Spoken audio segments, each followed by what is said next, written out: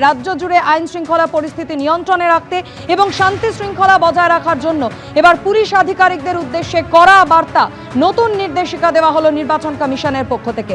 DSP এসডিপিওদের উদ্দেশ্যে কড়া বার্তা দিয়েছেন মুখ্য নির্বাচনী আধিকারিক। কি বলা হয়েছে এই নির্দেশিকায় আরো বিস্তারিত আমাদের জানাবেন প্রতিনিধি ময়ূর ঠাকুর চক্রবর্তী আমাদের সঙ্গে রয়েছেন। ময়ূর, দেখো, দুটো নির্দেশিকা, দুখানা সার্কুলার, একটা থানার আইসি ওসিদের উদ্দেশ্যে এবং আর একটা ডিএসপি এবং সাব ডিভিশনাল যারা পুলিশ অফিসার এসডিপিও তাদের উদ্দেশ্যে এসছে। ইলেকশন কমিশন এই দুটো নির্দেশ সমস্ত জেলার এসপি এবং পুলিশ কমিশনারদের পাঠিয়েছে।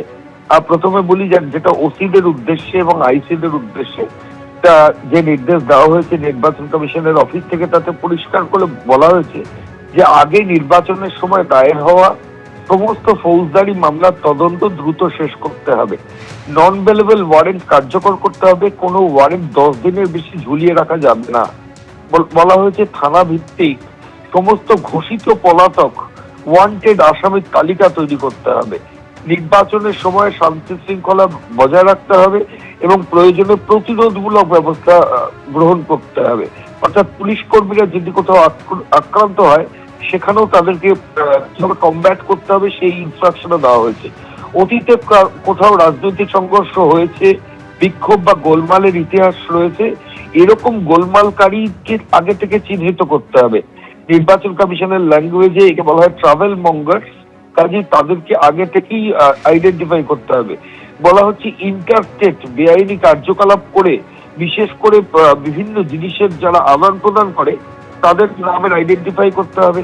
আচ্ছা, যে কোনো প্রার্থী যারা বিভিন্ন রাজনৈতিক দলের প্রার্থী হয়েছেন তাদের রাজনৈতিক সভা, রোড শো, পথসভা ইত্যাদি নিরাপত্তাও নিয়মিত খতিয়ে দেখতে হবে। ভোটের প্রচারে আসা হুমকির মুখে কোনো ভিআইপি যারা স্টার ক্যাম্পেনার যারা যাবেন তাদের নিরাপত্তাও কিন্তু সুনিশ্চিত করতে হবে। হোটেলগুলোতে নিয়মিত তল্লাশি চালাতে হবে যাতে সেখানে আগে থেকে কোনো ক্রিমিনাল বা যারা কোনো অপরাধী গিয়ে আগে থেকে আস্তানা না রাখতে পারে। পর্যবেক্ষক অর্থাৎ অবজারভার, নির্বাচনের সঙ্গে যুক্ত যারা ইলেকশন কমিশনের অফিসার, তারা যখন ইন্সপেকশনে যাবে তাদের যে সিকিউরিটি সেটাকেও স্ট্রেংথেন করতে হবে।